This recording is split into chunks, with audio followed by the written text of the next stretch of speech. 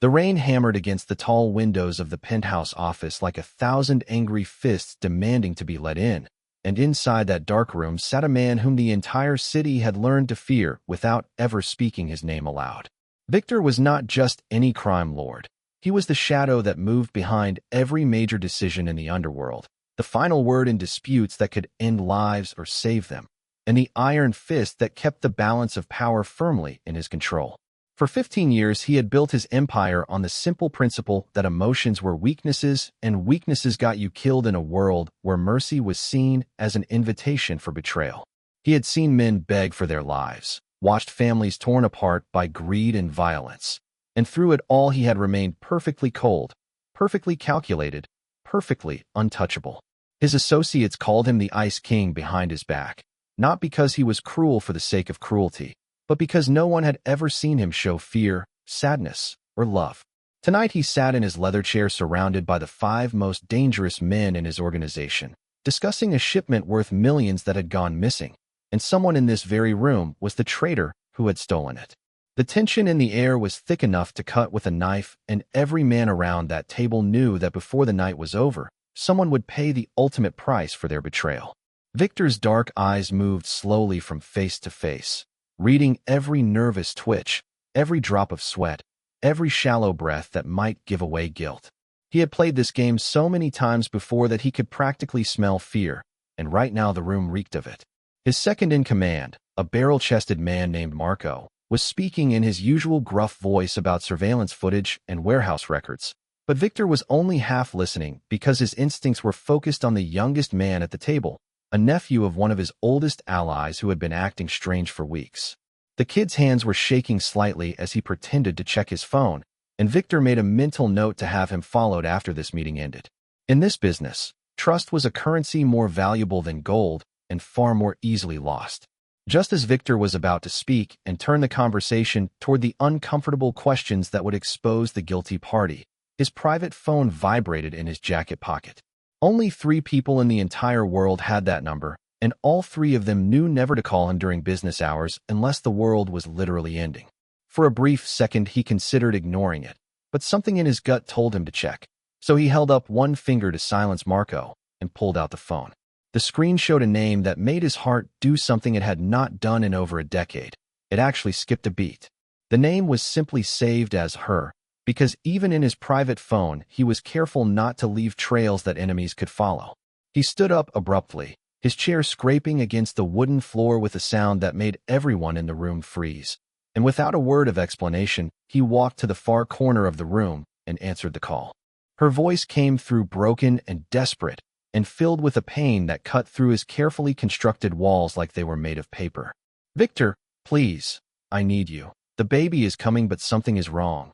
There is so much blood, and I am alone and scared, and I do not know what to do." Her name was Elena, and she was the only person in his dark world who had ever made him want to be something other than what he was. They had met 2 years ago at a charity gala that he had attended purely for the purpose of laundering money through donations, and she had been a volunteer worker serving food to the wealthy criminals who pretended to care about the poor. She had looked at him not with fear or awe, but with a kind of sad understanding, as if she could see right through his expensive suit and cold demeanor to the lonely man underneath. He had tried to ignore her, but found himself drawn back to that charity kitchen week after week, always with some excuse about checking on his investments, until finally he had admitted to himself that he was falling in love. Their relationship had been conducted in absolute secrecy, because Victor knew that the moment his enemies discovered he cared about someone, they would use that person to destroy him. Elena lived in a modest apartment across town under a different name, supported by money he funneled to her through legitimate business channels, and she had accepted his world with a quiet strength that amazed him. When she told him 5 months ago that she was pregnant, he had felt terror and joy war inside his chest, because a child meant vulnerability. It meant a piece of himself out in the world that he could not fully protect. He had wanted to move her somewhere safe, maybe another country entirely, but she had refused to run and hide like a criminal when she had done nothing wrong. Instead, she had made him promise that when the baby came, he would be there, not as the feared Mafia boss, but as a father. Now, as he listened to her labored breathing and barely controlled panic through the phone, all his carefully laid plans and security measures seemed utterly worthless. "Elena, Listen to me. Stay calm and call an ambulance right now. I am coming to you. Do you understand me? I am coming right now, he said in a voice that was trying hard to sound controlled, but was cracking around the edges. She tried to respond, but her words dissolved into a cry of pain that made his blood run cold. The call went dead, either because she had dropped the phone or passed out, and Victor stood there for 3 full seconds feeling something he had not experienced since he was a child watching his own father die in the street. He felt absolutely helpless. Then the ice that had protected his heart for so many years shattered completely and was replaced by something far more dangerous than cold calculation. It was replaced by desperate love and primal fear. He spun around to face his men, all of whom were staring at him with confusion and concern because they had never seen their boss look anything other than perfectly composed. This meeting is over. Everyone out except Marco, Victor said in a tone that left no room for argument. The men scrambled to their feet and filed out quickly, including the nervous nephew who was probably relieved to escape whatever judgment had been coming his way. When the door closed and only Marco remained, Victor was already pulling on his jacket and checking the gun holstered under his arm. Marco had been with him since the beginning, had saved his life twice, and knew him better than any brother could, so he was the only one who knew about Elena. "It is the girl, is it not?" Marco asked quietly, and Victor nodded once, sharp and quick. "The baby is coming early, and something is wrong. I have to go to her now." Marco's weathered face showed concern not just for Elena, but for what this decision meant. "Boss, you know we got rivals watching every move lately. And if you leave here without your full security detail to go to some apartment across town, you're painting a target on your back." Victor checked his clip and slammed it back into place with a metallic click that sounded like finality. "I do not care about targets or rivals or any of it. Marco, the only thing that matters right now is getting to her before it is too late." He moved toward the private elevator that led directly to his armored car in the basement garage. Marco followed, already pulling out his own phone to make calls. "Then I am coming with you, and we are taking at least 2 chase cars because I am not letting you die over sentiment, no matter how much you think you are willing to risk." They stepped into the elevator together, and as the doors slid closed, Victor caught his own reflection in the polished metal surface. The man staring back at him looked harder and older than his 42 years, with scars both visible and hidden, but in his eyes there was something new burning, something that looked almost like hope mixed with terror. The elevator descended, and Victor's mind raced through everything that could go wrong. Elena's apartment was in the South District, which meant driving through territory controlled by the Valdez family, a rival organization that had been testing his patience for months. There had been 3 incidents in the last week alone, small provocations designed to make him react carelessly, and now he was about to do exactly that by rushing across town with minimal protection. He knew it was probably a trap, knew that somehow his enemies might have discovered his secret and were using Elena to draw him out. But none of that mattered because the sound of her terrified voice was playing on repeat in his head and drowning out every tactical consideration. If there was even a chance that she and the baby could be saved, he would drive through hell itself to reach them. The elevator doors opened to the basement garage where his armored black vehicle waited like a predatory animal ready to spring. Marco was barking orders into his phone, calling in favors and repositioning men, trying to create some kind of safety net for this insane dash across the city. Victor slid into the driver's seat because he trusted no one else to get there fast enough, and Marco jumped in beside him, still talking rapidly. "I got Sal and his team meeting us at the border of Valdez territory, and I told everyone that you had an emergency meeting across town, so maybe no one will figure out the real destination." The engine roared to life with a deep growl that echoed off the concrete walls. Victor did not bother responding because his mind was already focused on the route, calculating which streets would be fastest at this time of night and which ones might hide an ambush. He slammed the vehicle into gear and rocketed up the exit ramp into the rainy night, tires squealing as they hit the wet pavement. The city lights blurred past in streaks of neon and shadow as he pushed the speedometer higher, weaving through late-night traffic with the skill of someone who had fled from police and rivals more times than he could count. Beside him, Marco was loading extra magazines and checking the security cameras they had scattered throughout the city via hacked traffic systems. So far, no unusual movement from Valdez Cruz, but that could change any second, Marco reported, his voice tense but steady. Victor's hands gripped the steering wheel so hard his knuckles turned white, and for the first time in his career as a criminal mastermind, he found himself doing something he had not done since childhood. He was praying to a god he was not sure he believed in anymore, praying that he would not be too late, that Elena would hold on just a little longer, that the child he had never met would survive to take their first breath. The rain was getting heavier now, turning the windshield into a waterfall that the wipers could barely handle, and through that curtain of water Victor saw the first sign of trouble. Two black motorcycles pulled out from a side street and fell into formation behind them, matching their speed exactly. Marco saw them too and cursed under his breath. "We got a tail, probably scouts radioing our position ahead." Victor's jaw clenched, and he made a split-second decision, jerking the wheel hard to the right and sending the armored vehicle into a narrow alley that was barely wide enough to fit. The motorcycles followed without hesitation, confirming that this was not a coincidence but a coordinated pursuit. The alley was lined with dumpsters and fire escapes, and Victor had to use every bit of his driving skill to avoid smashing into the brick walls on either side. Behind them he could hear the high-pitched whine of the motorcycle engines getting closer, and then the distinctive crack of gunfire as the riders opened up with pistols. Bullets pinged off the armored plating of the vehicle, sparking in the darkness like angry fireflies, but none penetrated the reinforced metal.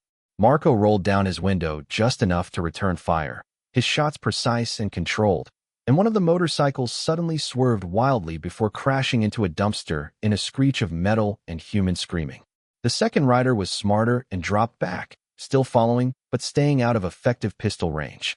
Victor saw the end of the alley approaching fast, a busy street with civilian traffic, and he did not slow down even a little. The armored vehicle exploded out of the alley like a cannonball, crossed 3 lanes of honking cars, and fishtailed as Victor regained control and pointed them south toward Elena. The motorcycle tried to follow but got cut off by a delivery truck and disappeared from view. Marco pulled himself back inside and slammed the window shut. "That was just the greeting party, boss. The real trouble is going to be waiting for us closer to her apartment." But Victor was beyond caring about tactics or survival odds, because every second that passed was a second that Elena might be bleeding out on her bathroom floor, alone and terrified. The speedometer climbed past 80, then 90, as he blew through red lights and turned the rain-soaked streets into his personal racetrack. His phone sat in the cup holder between them, silent and dark, and he desperately wanted to call her back, but did not dare take his attention off the road. Instead, he focused on the route burned into his memory. 6 more miles through increasingly hostile territory, past the warehouse district where he had ordered his first execution, past the old church where he used to hide as a boy, past all the landmarks of a life built on violence and control, all of it meaningless now compared to the chance to hold his child and tell Elena that she was not alone. The rain continued to fall like the city itself was weeping, and somewhere ahead in the darkness, the most important battle of Victor's life was waiting to begin, a battle not for power or money or respect, but for something far more precious and fragile, a battle for love and family and the possibility of redemption.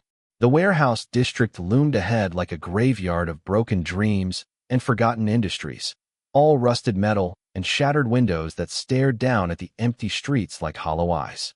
Victor knew this area intimately because it had been neutral ground for years, a place where different organizations could move goods without stepping on each other's territory. But neutrality was a fragile thing in the criminal world, and lately he had heard rumors that the Valdez family was trying to claim it for themselves. As his armored vehicle roared through the rain-slicked streets, those rumors were confirmed in the worst possible way when he saw a line of cars blocking the road ahead, positioned deliberately to create a checkpoint that no one could pass without permission. It was a blatant show of disrespect and a clear message that the Valdez family knew exactly where he was going and wanted to make him pay a toll for the privilege of crossing their newly claimed territory. Marco saw the blockade at the same moment and immediately started calculating angles for a firefight, but Victor's mind was working on a completely different problem, which was how to get through this obstacle as fast as possible without getting bogged down in a prolonged gun battle that would waste precious minutes Elena might not have. He could see men standing beside the cars, at least 8 of them that were visible and probably more hidden in the surrounding buildings, all of them armed and waiting. The smart tactical decision would be to find another route, circle around through the eastern blocks, and avoid the confrontation entirely. But that would add at least 15 minutes to his journey, and 15 minutes might be the difference between life and death. So instead of slowing down or turning away, Victor pressed the accelerator even harder and aimed the reinforced front end of his vehicle directly at the gap between two of the blocking cars. "Hold on," was all the warning he gave Marco before they hit the blockade at 60 miles per hour. The impact was tremendous, a screaming crash of metal on metal as the armored vehicle plowed into the gap like a battering ram and sent one of the blocking cars spinning away like a toy. Men scattered and dived for cover as Victor's vehicle pushed through, scraping paint and leaving parts of both side mirrors behind, but making it to the other side still functional and moving. Gunfire erupted immediately, a furious storm of bullets that hammered against the armored plating and spiderwebbed the bulletproof windows, but did not penetrate. Marco was shouting something that was lost in the noise, and Victor just kept his foot down and his eyes forward, putting distance between them and the Valdez checkpoint as fast as the powerful engine could manage. Behind them, he could see headlights swinging around to give chase, at least 3 vehicles full of angry gang members who were not about to let this insult go unanswered. The chase was on now, and there was no turning back, no pretending this was anything other than open warfare on the streets. Victor's phone suddenly buzzed in the cup holder and his heart leaped because maybe it was Elena calling back. But when Marco grabbed it, the screen showed it was actually one of Victor's other lieutenants calling about the disrupted meeting and the rumors already flying about what was happening. "Ignore it," Victor snapped, and Marco silenced the phone and tossed it onto the dashboard. "Boss, we got 3 cars chasing and they are gaining because we took damage in that crash. I think we are losing speed," Marco reported while twisting in his seat to assess their pursuers through the cracked rear window. The vehicle was indeed handling differently now, pulling slightly to the left and making a grinding sound from somewhere in the front end that suggested important mechanical parts had been knocked loose. But it was still moving, and that was all that mattered. Victor's tactical mind, trained by years of surviving in a world where one mistake meant death, was now working in parallel with his desperate heart, trying to find solutions that served both. He knew these streets, had run through them as a young man learning the business, and he remembered that about 2 blocks ahead there was an old railway underpass that was narrow and low, a place where bigger vehicles could not follow. If he could reach it before the chase cars caught up, he might be able to lose them, or at least even the odds. As he took a hard left turn that made the damaged vehicle groan in protest, his mind flashed back to the first time he had really talked to Elena, not just brief exchanges at the charity kitchen, but an actual conversation where walls started coming down. It had been raining that night, too, and he had found her standing outside the community center crying because someone had stolen the donation box she was responsible for, a box containing $3,000 meant to feed homeless families. She had been terrified of the consequences, afraid she would be blamed or even arrested, and when Victor had asked her why she cared so much about money that was not even hers, she had looked at him with those clear eyes and said something that had haunted him ever since. Because every dollar in that box represented someone choosing kindness over selfishness, and now that choice has been stolen and turned into something ugly. He had found the thief within 2 hours, retrieved every penny using methods that Elena never asked about, and returned the donation box to her at midnight outside her apartment. The gratitude in her eyes had been genuine and pure, completely unlike the fear-based respect he was used to receiving, and for the first time in his adult life, he had done something good, without any ulterior motive for profit or power. That moment had been the beginning of his transformation, a slow thawing of the ice around his heart that he had thought was permanent. She had invited him in for coffee to warm up from the rain, and they had talked until sunrise about everything except his real profession. She knew he was involved in something dangerous. That much was obvious from the way he carried himself and the scars on his hands, but she had made a deliberate choice not to ask questions and instead to see him as just a man, lonely and tired and hungry for human connection. The underpass appeared ahead exactly where Victor remembered it, a dark tunnel beneath old railway tracks that had not carried trains in 20 years. He aimed for it while the chase cars closed the distance behind them, their engines roaring and guns firing sporadically. The armored vehicle barely fit through the underpass opening, scraping the roof with a horrible metallic screech, but they made it through and emerged on the other side into a maze of old industrial buildings. The first chase car tried to follow but was too tall and slammed into the underpass entrance with a crash that crumpled its hood and stopped it dead. The other 2 cars had to brake hard and search for alternate routes, buying Victor and Marco precious time. "We got maybe 2 minutes before they circle around. Where exactly are we going?" Marco asked, and Victor rattled off an address in the South District that made Marco's eyebrows rise. That is not a secured location, boss. That is just a regular civilian apartment building with no defenses and no backup. Victor knew that, had agonized over it for months. But Elena had refused to live in a fortified safe house because she said she would rather die free than live as a comfortable prisoner. At the time, he had thought she was being naive about the dangers, but now he understood that her courage was different from his, not based on weapons and intimidation, but on a quiet refusal to let fear control her choices. Just keep your eyes open and your gun ready. We are almost there, was all Victor said as he navigated through the industrial maze and emerged onto a residential street lined with modest apartment buildings that looked nothing like the luxury penthouses and secure compounds of his usual world. Elena's building was the third one on the left, a 5-story brick structure with a broken security door and graffiti on the walls, the kind of place that decent working people lived when they could not afford anything better. Victor had wanted to buy her something safer, something with doormen and cameras, but she had told him that living here kept her connected to real people with real problems, and that connection was important to her sense of self. He had not understood it then, but now as he screeched to a halt outside the building and saw the lights on in her 4th-floor window, he felt a wave of respect for her strength and principles that made him love her even more. He was out of the vehicle before it fully stopped, his gun drawn and his eyes scanning for threats, with Marco right behind him covering their backs. The broken security door swung open easily, and they took the stairs 2 at a time because Victor did not trust the ancient elevator.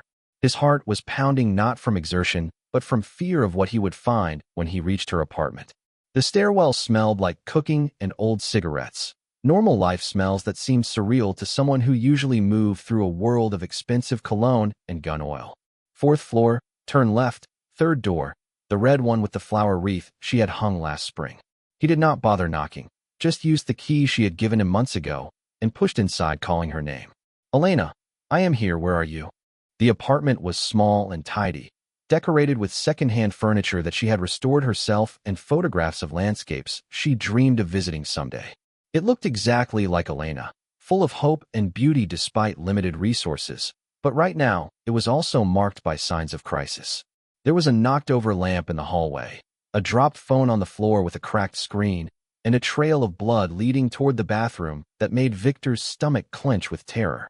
He followed that trail with Marco staying back to guard the entrance, and pushed open the bathroom door to find Elena on the floor, pale and shaking, with towels soaked in blood around her. She looked up at him, and despite her obvious pain, despite the fear in her eyes, she smiled slightly and whispered, "You came? I was afraid you would not make it in time." Victor dropped to his knees beside her, his gun forgotten, his entire criminal empire forgotten, everything forgotten except the woman in front of him and the life they had created together. "Of course I came. Nothing in this world could have stopped me. Tell me what happened. Tell me what you need," he said while his hands hovered over her, wanting to help but not knowing how. Elena's breathing was shallow and rapid, her face covered in sweat. "I started having contractions 2 hours ago, but they were not supposed to come for another month. And then there was so much blood and pain. Something is wrong. Victor, something is very wrong with the baby." Her voice cracked on the last words and tears spilled down her cheeks. He had faced down rival mob bosses, survived assassination attempts, and ordered actions that haunted his dreams, but nothing had ever terrified him like this moment of complete helplessness. He pulled out his phone and dialed emergency services, forcing his voice to stay calm as he reported a medical emergency and gave the address. The operator asked questions he could not answer about dilation and contractions and other medical terms he did not understand, so he just kept repeating that there was a pregnant woman losing a lot of blood and they needed an ambulance immediately. The operator assured him help was on the way, but estimated 12 minutes for arrival, and 12 minutes sounded like an eternity.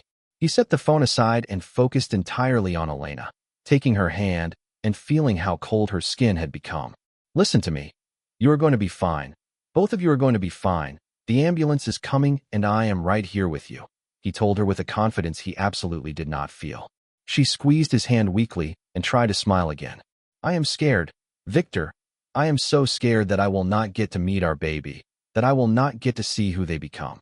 The words hit him like physical blows because they gave voice to the exact fear that was tearing him apart inside. "Do not talk like that. You are the strongest person I have ever met. You are going to get through this, and we are going to raise this child together. I promise you that," he said, and he meant every word even though he had no power to guarantee any of it. Marco appeared in the doorway, his expression grim. "Boss, we got company outside. Looks like those chase cars found us, and they are setting up positions around the building." The news barely registered in Victor's consciousness because his entire focus was on Elena, and the way her breathing seemed to be getting worse. "Handle it," he said without looking up, trusting Marco to do what was necessary. Marco hesitated for just a second, clearly torn between tactical concerns and respect for this intensely private moment, then nodded and disappeared. Victor heard him making phone calls, calling in reinforcements and trying to arrange some kind of defensive perimeter, but all of that seemed distant and unimportant compared to the crisis happening right here on this bathroom floor. Elena's eyes were starting to lose focus, her grip on his hand weakening, and Victor felt panic rising in his chest like a black tide. "Stay with me, Elena. Keep your eyes open and stay with me. Talk to me about anything. Talk to me about the baby's room you wanted to paint," he said desperately, trying to keep her conscious through sheer force of will. She blinked slowly and her lips moved. "Yellow. I wanted to paint it yellow like sunshine, because I wanted our baby to grow up surrounded by light and warmth, the opposite of the darkness you have known." Even now, even in crisis, she was thinking about saving him from his own darkness, and the realization broke something inside Victor's chest. Outside the apartment, he could hear new sounds, car doors slamming, voices shouting, the unmistakable preparation for violence. Marco appeared again, his face tight. "Boss, we got maybe 20 Valdez soldiers surrounding the building, and they are not just watching, they are preparing to come up. I got our guys coming, but they are still 5 minutes out. We are going to have to hold this position or move her now." Victor looked down at Elena, who was barely conscious, and knew that moving her in this condition would likely kill her, but staying here while a gang war erupted might kill all three of them. It was an impossible choice, the kind that had no good answer, only different degrees of terrible outcomes. Then he heard something else, a sound that cut through all the noise and chaos like a knife through silk, the distant wail of an ambulance siren. Hope flared in his chest, bright and painful. "The ambulance is close. We just need to hold for a few more minutes. Can you do that?" he asked Marco, who checked his clip and nodded once. "I can hold for as long as you need, boss, but this is going to get messy."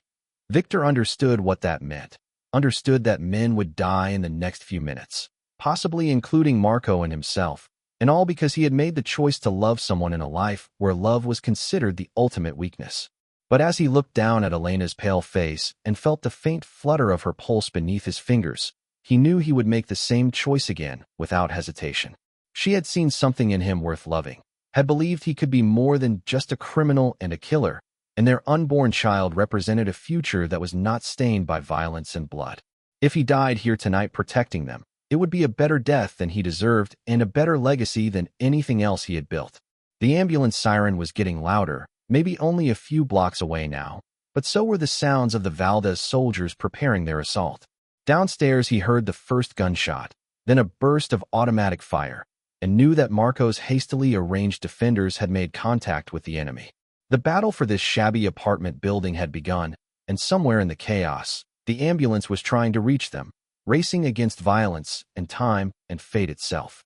Elena's eyes fluttered open one more time, and she looked at him with a clarity that seemed to cut through her pain. "Victor, if something happens to me, promise you will protect our baby. Promise you will give them a better life than we had, a life without fear and violence." He wanted to tell her that nothing would happen, that she would be fine, but he also knew this might be his only chance to make this promise, so he leaned close and spoke directly into her ear. "I promise. I swear on everything I am and everything I have ever been. I will protect our child and give them the life you dream of. But you are going to be here to see it. Do you hear me? You are going to be here." She smiled faintly, and then her eyes closed again, and this time they did not reopen. And Victor felt his entire world narrow down to the single desperate hope that she was just unconscious and not slipping away from him forever.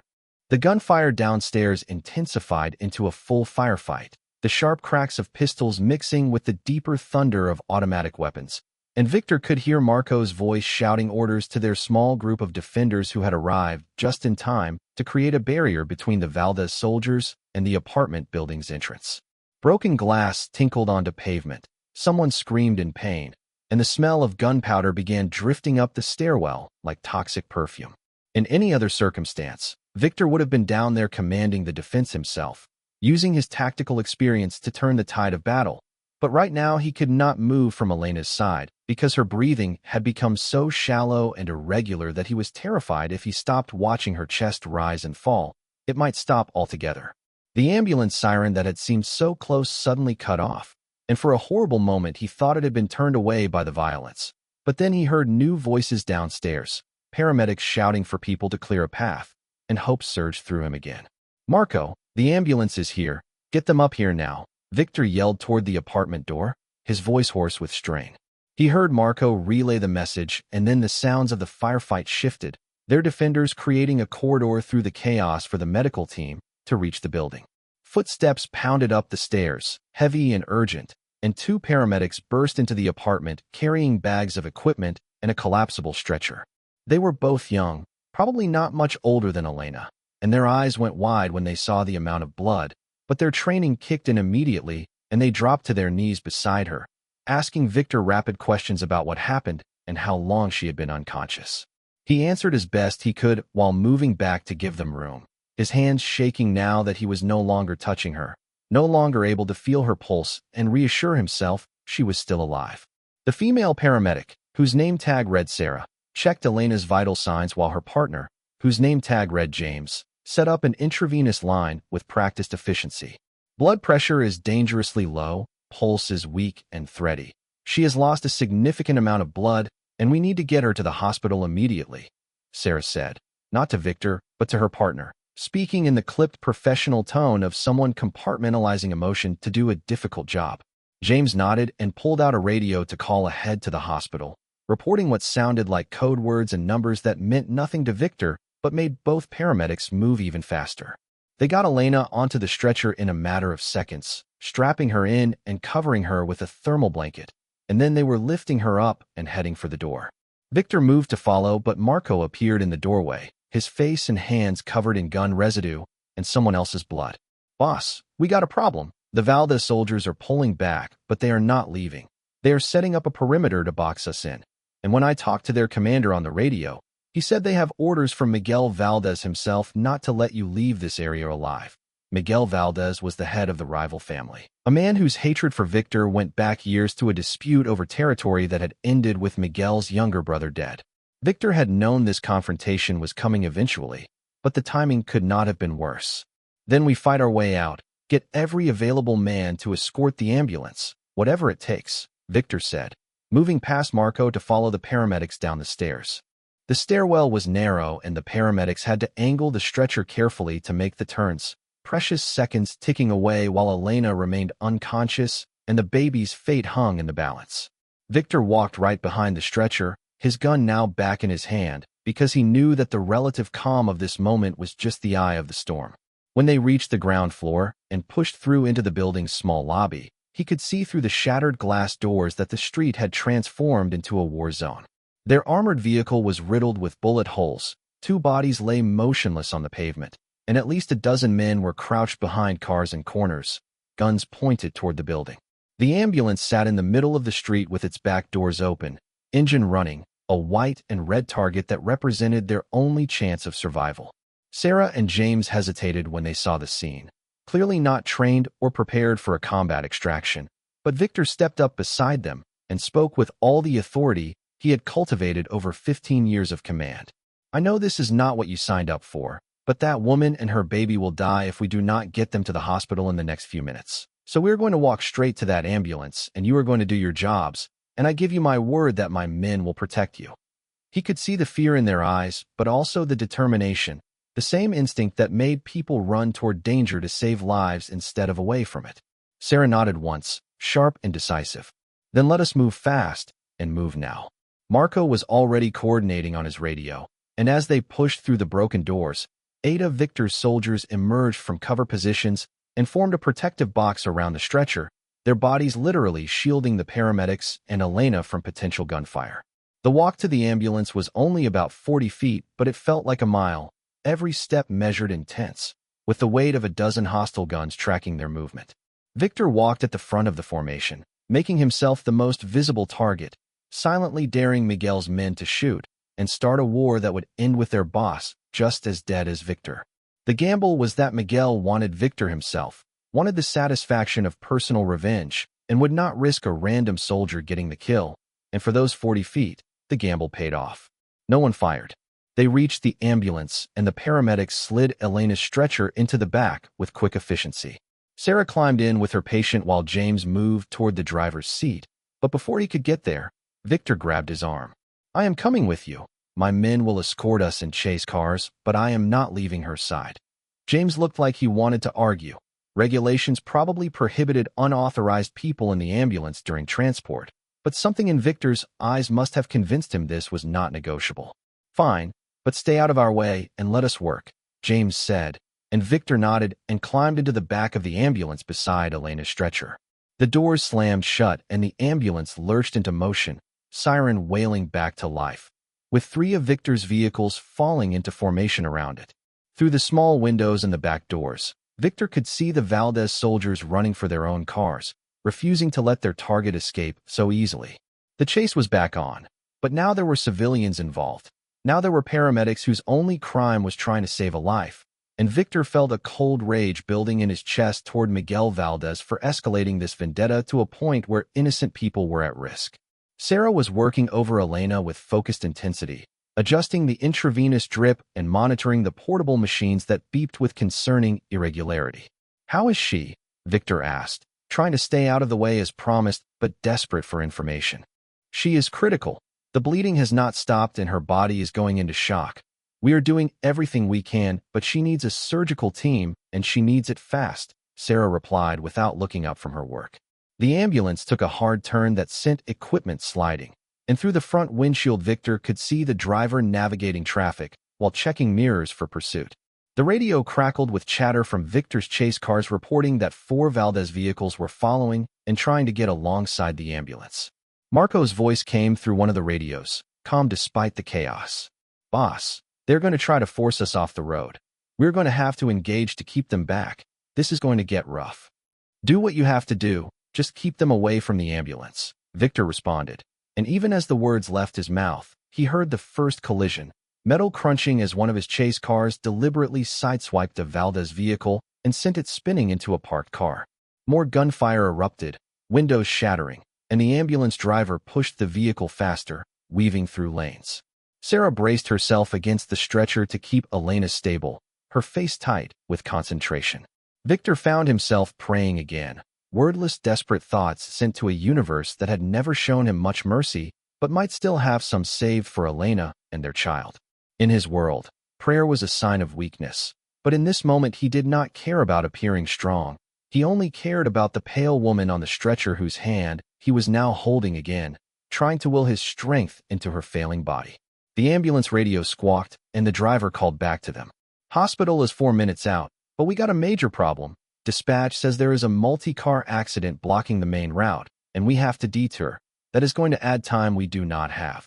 Victor's mind raced through his mental map of the city, trying to think of alternatives. "Take Industrial Boulevard. It is rougher, but more direct," he called forward. The driver hesitated because Industrial Boulevard was a poorly maintained road through abandoned warehouses, not a normal ambulance route. But time was the enemy now, and normal routes meant delays.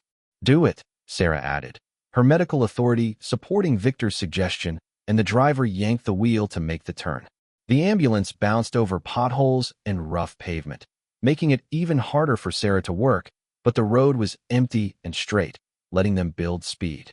Behind them, the chase cars and the Valdez vehicles were still trading paint and gunfire, a running battle through the industrial district that lit up the rainy night with muzzle flashes. One of Victor's cars suddenly accelerated and performed a precision maneuver that forced 2 Valdez vehicles to crash into each other to avoid a collision, taking them out of the chase. That left 2 Valdez cars still pursuing, but Marco and the remaining defenders were holding them back, buying time and distance for the ambulance. Then Elena's vital signs monitor let out a long, steady tone that Victor had heard in enough movies to know was a flatline. Sarah immediately started chest compressions, counting out loud while ordering her partner to prepare something she called an ambu bag. "She is in cardiac arrest. We are losing her," Sarah said, her voice still professional but edged now with urgency that bordered on panic. Victor watched helplessly as the paramedic performed CPR on the woman he loved, each compression making Elena's body move limply, her face slack and unresponsive. "No, you do not get to leave me. Not now. Not after everything. Elena, please," he begged, knowing his words were useless but unable to stay silent. Sarah kept up the compressions, 30 at a time, followed by James squeezing the ambu bag to force air into Elena's lungs, a rhythm they clearly practiced countless times. 30 seconds passed, 45, a full minute, and the flatline continued its awful single note. Victor felt something breaking inside him, all the walls and defenses he had built over a lifetime crumbling under the weight of grief. He had lost people before, soldiers and friends, and even family. But this was different because Elena had been his chance at redemption, his proof that he was more than just the monster the world believed him to be. If she died here, that chance died with her. Then one of the machines let out a different beep, and another, and suddenly the flat line broke into an irregular rhythm that gradually steadied. Sarah stopped compressions and checked the monitor, her shoulders sagging with relief. "We got her back. Sinus rhythm is returning. She is stabilized for now, but she is still critical, and we need that hospital immediately." The driver called back that they were 2 minutes out, and through the front windshield Victor could see the lights of the hospital emergency entrance appearing in the distance like a beacon.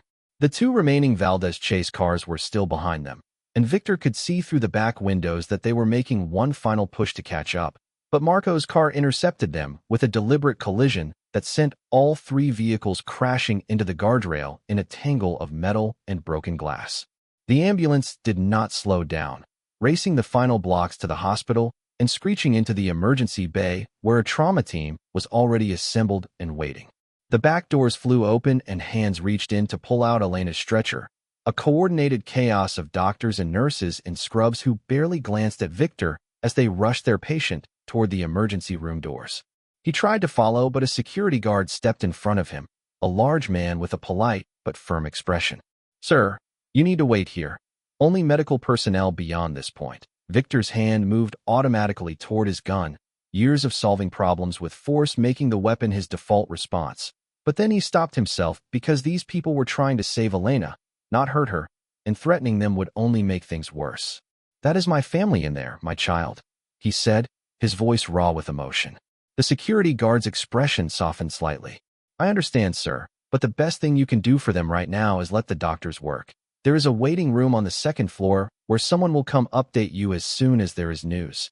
It went against every instinct. Victor had to simply wait and trust others to handle something this important. But he also knew the guard was right. He nodded slowly and stepped back, watching through the emergency room windows as Elena's stretcher disappeared down a hallway surrounded by the trauma team. Sarah and James were giving rapid reports to the doctors, hands gesturing as they described vital signs and interventions, and then they too disappeared from view, leaving Victor standing alone in the ambulance bay with the rain still falling and the sound of distant sirens suggesting that the battle he had left behind was still being resolved by police and whoever was left standing. Marco appeared from one of the chase cars that had just pulled up, limping slightly and with blood running from a cut above his eye, but alive and functional. "We lost 2 men, but we held them off. Miguel's crew scattered when the police showed up, and our people are cleaning up the scene." He looked at Victor's face and his expression changed to concern. "What about the girl and the baby?" Victor could not make his voice work for a moment, the weight of the last hour crashing down on him. "She coded in the ambulance, but they brought her back. Now she is in surgery or emergency care or something. They would not let me follow." Marco put a hand on his shoulder, a gesture of support that would have been unthinkable in their normal boss and soldier dynamic. "She is tough, boss. If anyone can survive this, it is her." They made their way to the 2nd floor waiting room, a depressing space with uncomfortable plastic chairs and old magazines and fluorescent lights that made everyone look half dead. Victor sat down and for the first time in hours let himself stop moving, stop calculating, stop fighting. His hands were shaking, and when he looked down he saw they were covered in Elena's blood, dried to a dark rust color that cracked when he flexed his fingers. Marco handed him a bottle of water and some paper towels from a dispenser, and he cleaned his hands mechanically while his mind replayed every moment from the phone call to the flatline to the desperate CPR. He had faced death countless times in his criminal career, but always as the one in control, the one dealing it out or skillfully avoiding it. This helpless waiting while others fought to save the person he loved was a special kind of torture he had never experienced before. Time became meaningless in that waiting room, minutes stretching into hours marked only by the occasional nurse walking past or the coffee machine in the corner grinding through another cycle. Marco made phone calls, handling the fallout from the running battle and making sure their organization was secure, while Victor just sat and stared at the doors that led to the emergency department. Other people came and went, families dealing with their own crises, but no one bothered the two dangerous-looking men in the corner who radiated an aura that said very clearly to keep your distance. Finally, after what felt like an eternity but was probably only 90 minutes, a doctor in surgical scrubs pushed through the doors and looked around the waiting room. "Family for Elena Martinez?" the doctor called out, and Victor was on his feet instantly, crossing the room in 3 long strides. "I am her partner. Tell me what is happening," he demanded, trying to read the doctor's expression for hints of good or bad news. The doctor was a middle-aged woman with tired eyes and blood on her scrubs, someone who clearly dealt with trauma cases regularly. "I am Dr. Patel. I have been treating Miss Martinez, and I need to be honest with you about the situation because it is very serious," she began, and Victor felt his heart clench. "She suffered what we call a placental abruption, which means the placenta separated from the uterine wall prematurely, causing severe hemorrhaging. We have managed to stop the bleeding and stabilize her blood pressure, but the baby is in severe distress, and we need to perform an emergency cesarean section immediately, probably within the next 10 minutes. The words hit Victor like punches, each one bringing a new terror. "Will they survive? Will either of them survive?" he asked, his voice barely above a whisper. Dr. Patel met his eyes with the steady gaze of someone who had delivered bad news too many times. "I cannot make you any promises. The next hour will determine everything. Your partner has lost a dangerous amount of blood, and her body has been through extreme trauma, and the baby is 5 weeks premature with signs of fetal distress that suggest oxygen deprivation. We have a very skilled surgical team, and we are going to do everything medically possible. But you need to prepare yourself for the possibility that we might not be able to save both of them. And in that scenario, we will need to know your partner's wishes about who we prioritize." The question hung in the air like a guillotine blade, a choice that no person should ever have to make. And Victor felt his mind rebel against even considering it. "Save them both. That is the only acceptable outcome," he said. But Dr. Patel shook her head sadly. "I understand, but medicine does not always give us that option. If it comes down to choosing between your partner's life and the baby's life, what would she want?" Victor thought about Elena's words in the bathroom, her desperate request that he protect their child and give them a better life. And he knew what she would choose even though it tore him apart. "She would want you to save the baby, but I am telling you right now that I need you to find a way to save both. Whatever resources you need, whatever specialists, I can pay for anything. Just please save them both." Dr. Patel's expression softened with sympathy. "This is not about money. This is about biology and trauma and doing our best with what we have. But I promise you we will fight for both of them with everything we have. Now I need to get back to surgery." She turned and walked back through the emergency department doors, leaving Victor standing there with Marco's hand on his shoulder and a terror in his heart that made every danger he had ever faced seem trivial by comparison. The waiting room became Victor's entire world for the next hour, a purgatory of plastic chairs and recycled air where every second felt like an hour, and every sound from the emergency department made his heart jump with desperate hope for news.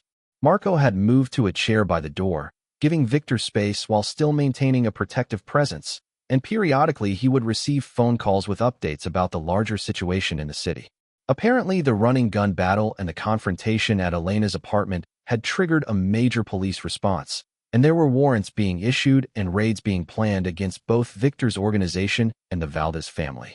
Under normal circumstances, this would have demanded Victor's immediate attention and strategic response, but right now he could not make himself care about business or territory or even his own freedom. All of that seemed meaningless compared to what was happening in the operating room. Through the window, he could see the night slowly giving way to dawn, the rain finally stopping and the sky turning from black to gray. He had not slept in over 24 hours, had not eaten in almost as long, but his body felt numb to physical needs, running on pure adrenaline and fear. His mind kept cycling through memories of Elena, trying to catalog every conversation and smile and touch, terrified that these memories might be all he had left. He remembered the first time she had told him she loved him, 3 months into their secret relationship, sitting on a park bench at midnight because it was the only place they could be together in public without raising questions. He had not known how to respond because love was a language he had forgotten how to speak, so he had just held her hand tighter and hoped she understood. He remembered the day she told him about the pregnancy, her nervousness about how he would react, and his own shocking realization that the news made him happy rather than afraid. He had spent his entire adult life avoiding exactly this kind of connection because it created vulnerability, but Elena had somehow slipped past all his defenses and made him want things he had given up on decades ago, things like family and purpose beyond power. Now that family hung in the balance on an operating table, and Victor found himself making desperate bargains with God or fate or whatever force might be listening, promising to change his life, to leave the criminal world, to become whatever he needed to be if only Elena and the baby could survive. The emergency department doors swung open and Dr. Patel emerged again, this time still wearing her surgical mask pulled down around her neck and an expression that Victor could not quite read. He shot to his feet, Marco right behind him, both of them tense and waiting for words that would either save or destroy Victor's world. Dr. Patel walked over to them and took a breath before speaking. "The baby is alive. We delivered a girl via emergency cesarean section. She is premature and small, only 4 pounds and 6 ounces, and she is having some respiratory issues that require support. But the neonatal team believes her prognosis is good. She is a fighter." Relief flooded through Victor so intensely that his knees nearly buckled. He had a daughter, a living, breathing daughter. But the relief was immediately tempered by the realization that Dr. Patel had only mentioned the baby. "And Elena? What about Elena?" he asked, his voice tight with dread. Dr. Patel's expression became more guarded. "She is alive, but critical. She lost an enormous amount of blood and went into cardiac arrest again during the surgery. We were able to resuscitate her and complete the procedure, but she slipped into a coma afterward. Right now she is on full life support in the intensive care unit, and we are doing everything we can to stabilize her condition. But the next 24 to 48 hours will be critical in determining whether she can recover." The words were simultaneously the best and worst news Victor had ever received.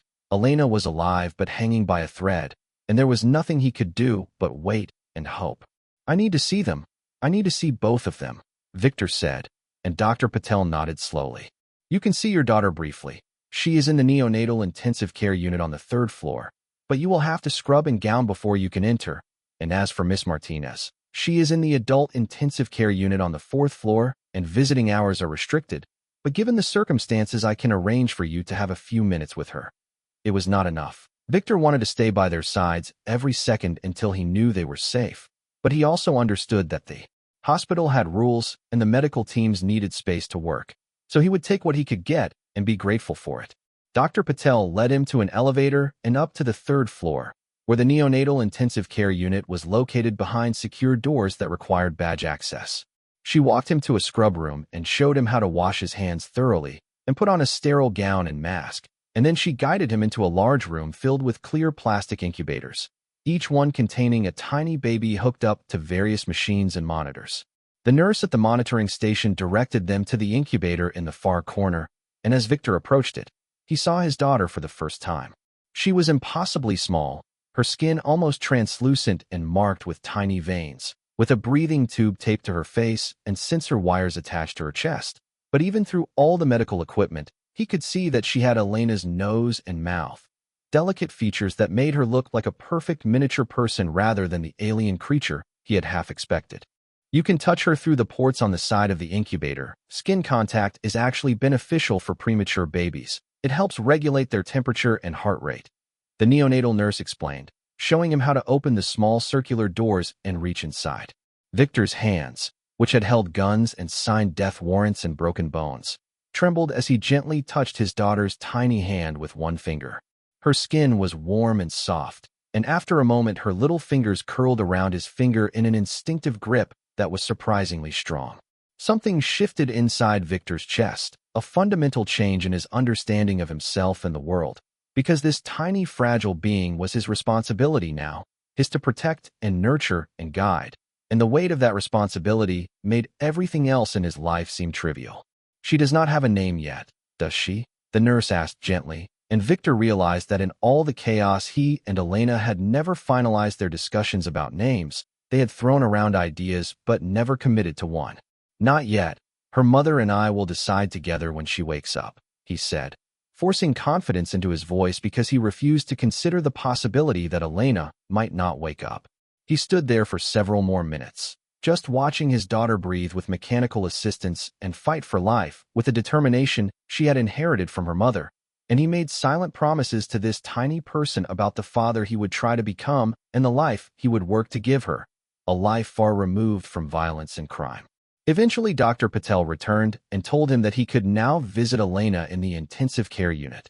So he carefully extracted his finger from his daughter's grip, whispered that he would be back soon, and followed the doctor to the 4th floor. The adult ICU was a more somber place than the neonatal unit, with fewer machines making reassuring beeping sounds and more machines breathing for patients who could not breathe for themselves. Elena was in a private room at the end of the hall, and when Victor entered, he had to stop and brace himself against the doorframe, because seeing her like this was almost worse than seeing her bleeding on the bathroom floor. She was intubated, a breathing tube down her throat connected to a ventilator that rhythmically inflated her lungs, and she had multiple 4 lines running into her arms delivering blood and medications and fluids. Her face was pale and still, no sign of the vibrant woman who had smiled at him just hours ago, and the monitors above her bed showed numbers and graphs that meant nothing to Victor but presumably told the medical team whether she was improving or declining. He pulled a chair close to her bed and took her hand, careful not to disturb the 4 line, and just sat there studying her face and trying to will her back to consciousness. I met our daughter, Elena. She is beautiful and strong just like you. She is fighting so hard to live, and you need to fight too. You need to come back to us because we cannot do this without you, he said quietly, not knowing if she could hear him, but needing to say it anyway. The ventilator hissed and clicked, breathing for her, and the monitors beeped their steady rhythms, and Victor sat vigil beside the woman who had changed his life.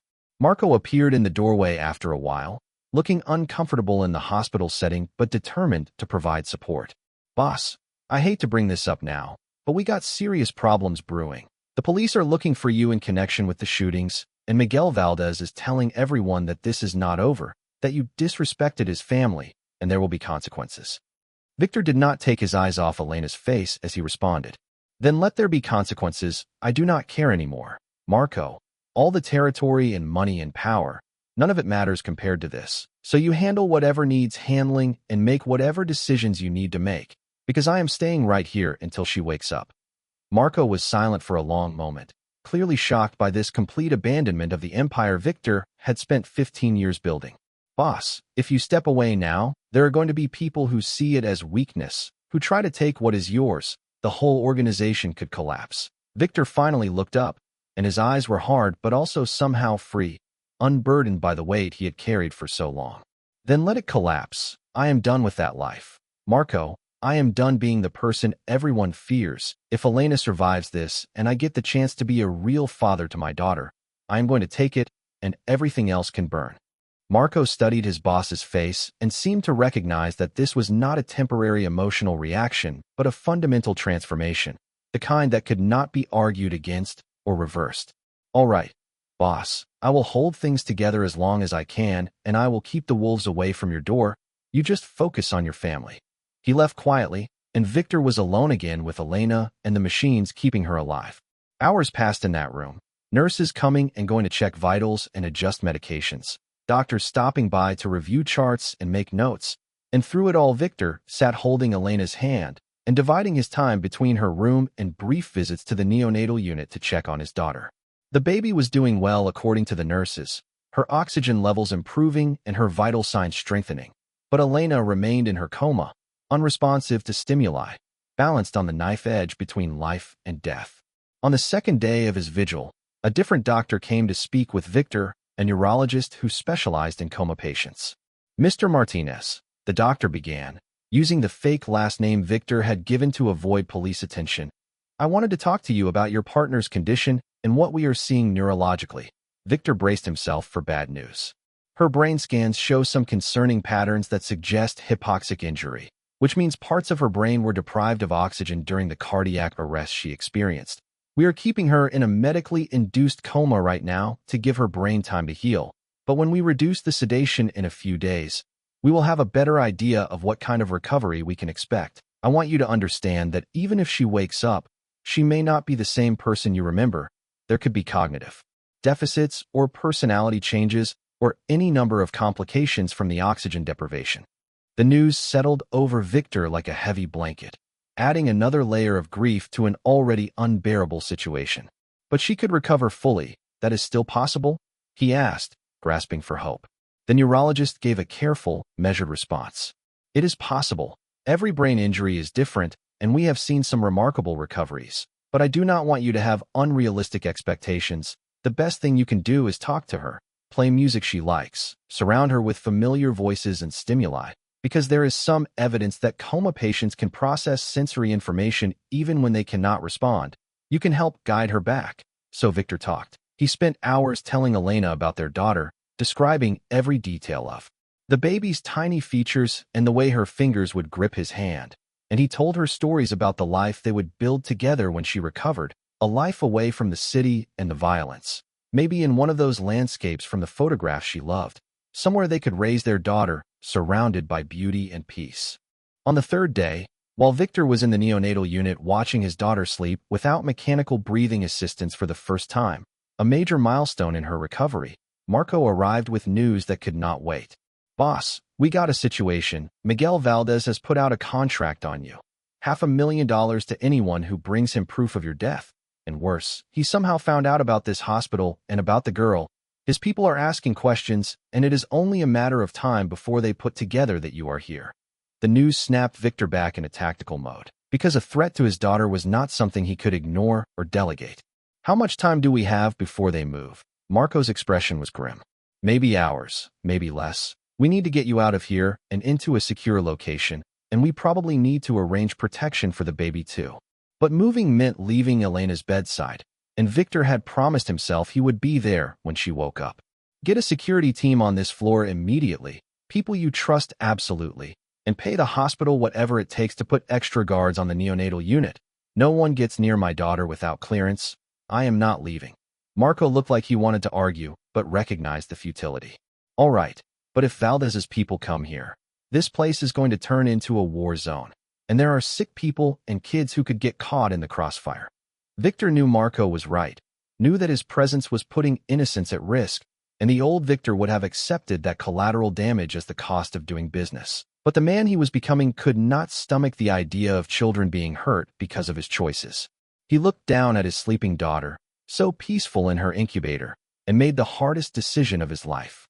Then I will draw them away, leak my location as somewhere across town, make them think I am holed up in one of the old safe houses, and when they come for me there, end it, and all of it, take down Miguel Valdez and anyone else who threatens my family, and then dissolve the organization, pay out everyone who worked for us, and walk away clean. Marco's eyes widened. Boss, you are talking about starting a war and then abandoning the field. That is suicide. Victor met his old friend's gaze steadily. No, Marco, staying in this life is suicide.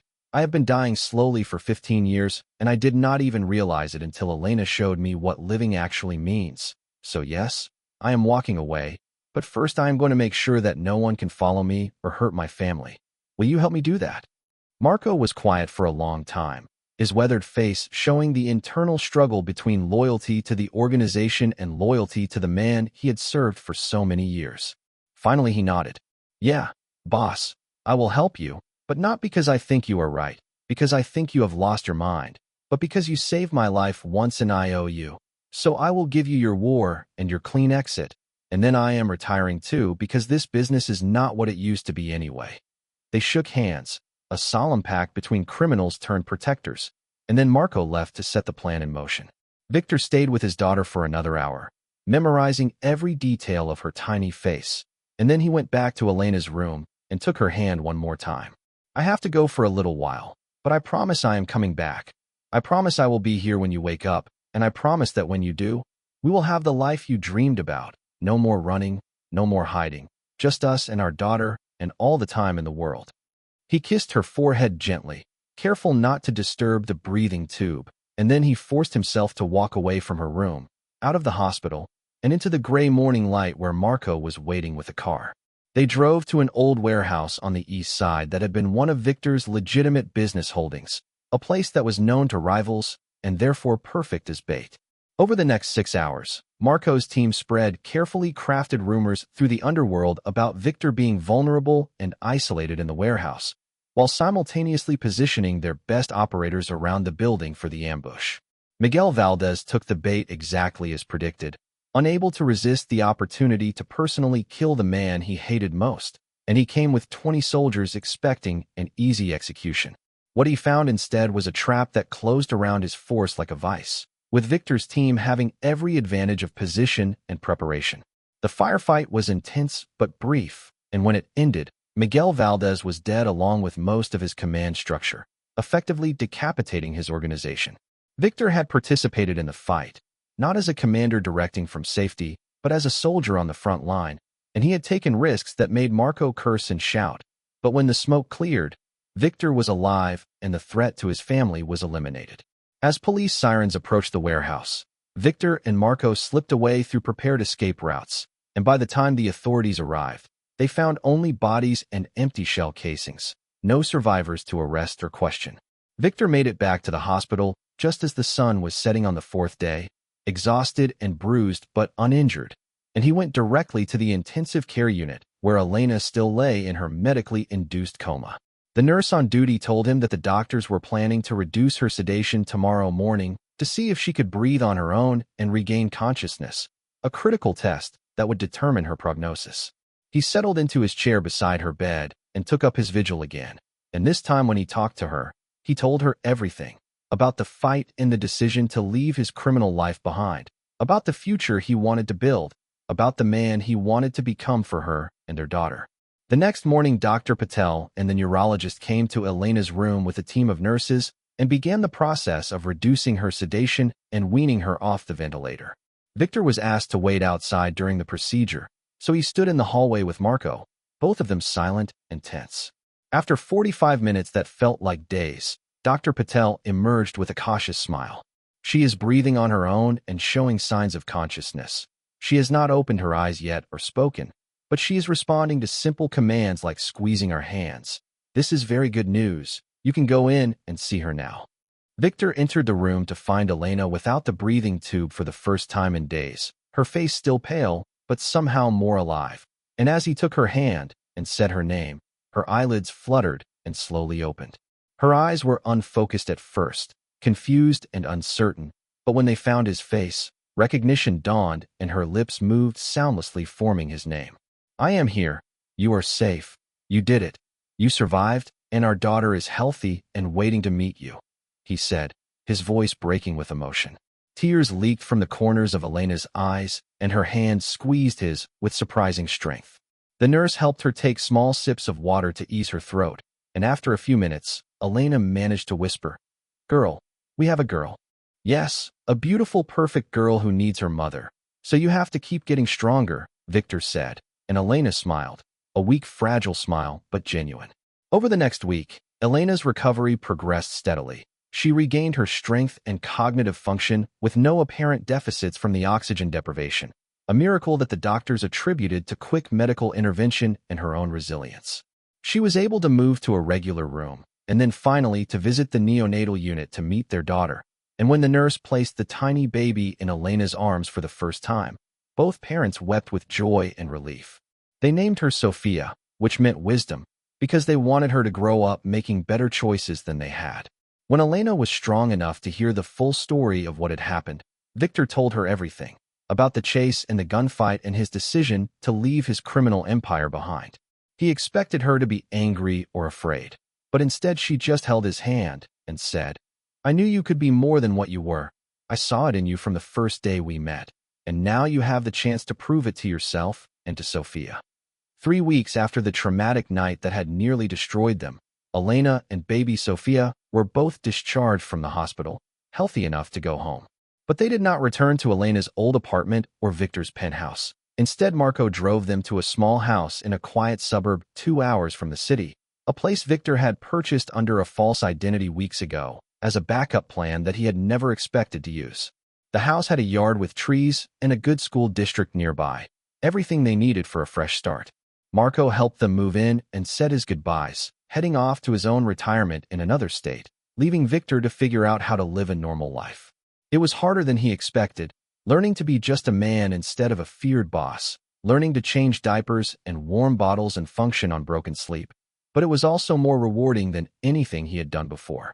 6 months later, Victor was sitting on the floor of their living room playing with Sophia, who was growing stronger every day and learning to smile and make sounds that might someday be words, when Elena came in from the kitchen and sat down beside them.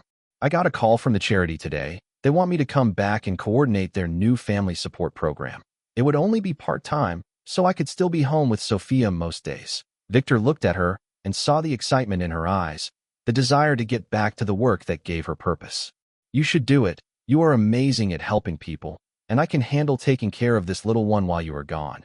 It is about time I learned to be a proper stay-at-home dad." They built a life together in that quiet suburb, not perfect but honest, filled with the normal struggles of paying bills and raising a child and figuring out how to be partners in every sense of the word. Victor got a job at a construction company, using his organizational skills in a legitimate business. And though the work was harder and the pay was less than he was used to, he came home every night without blood on his hands, and that made all the difference. There were moments when he worried that his past would catch up to him, that some rival or former associate would track him down seeking revenge. But Marco had done his job well, and the organization had dissolved cleanly, leaving no threads for enemies to follow. On Sophia's first birthday, they had a small party in their backyard with neighbors and Elena's co-workers, normal people living normal lives. And as Victor watched his daughter smash cake all over her face while Elena laughed and took pictures, he felt something he had not experienced in his previous life. He felt peace. That night after Sophia was asleep and they were cleaning up the party debris, Elena came up behind him and wrapped her arms around his waist. "Are you happy?" she asked quietly.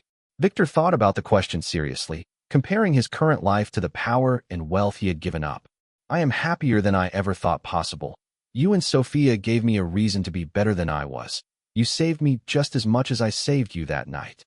Elena rested her head against his back. "We saved each other. That is how it works when people really love each other.